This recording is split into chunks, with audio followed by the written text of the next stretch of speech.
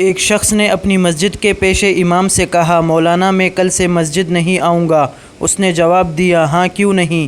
دراصل وجہ یہ ہے کہ جب بھی میں مسجد آتا ہوں تو دیکھتا ہوں کہ کوئی فون پہ بات کر رہا ہے تو کوئی دعا پڑھتے وقت بھی اپنے میسیجز دیکھ رہا ہوتا ہے، کہیں کونے میں غیبت ہو رہی ہوتی ہے تو کوئی محلے کی خبروں پر تبصرہ کر رہا ہوتا ہے، وغیرہ وغیرہ۔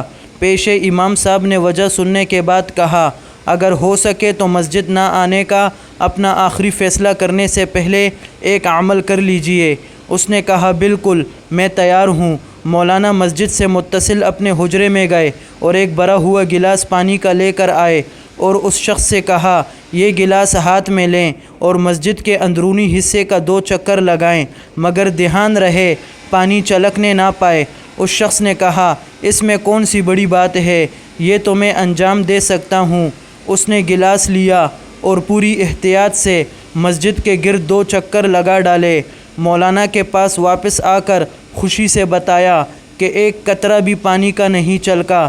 پیش امام صاحب نے کہا، یہ بتائیے، جس وقت آپ مسجد کا چکر لگا رہے تھے اس دوران مسجد میں کتنے لوگ فون پر باتیں یا غیبت یا محلے کی خبروں پر تبصرہ کر رہے تھے؟ اس نے کہا، امام صاحب، میرا سارا دھیان اس پر تھا کہ پانی چھلکنے نہ پائے، میں نے لوگوں پر توجہ ہی نہیں دی۔ پیش امام صاحب نے کہا، جب آپ مسجد آتے ہیں تو اپنا سارا دھیان خدا کی سمت رکھیں۔ جب آپ خالص خدا کے لیے مسجد آئیں گے تو آپ کو خبر بھی نہ ہوگی کہ کون کیا کر رہا ہے۔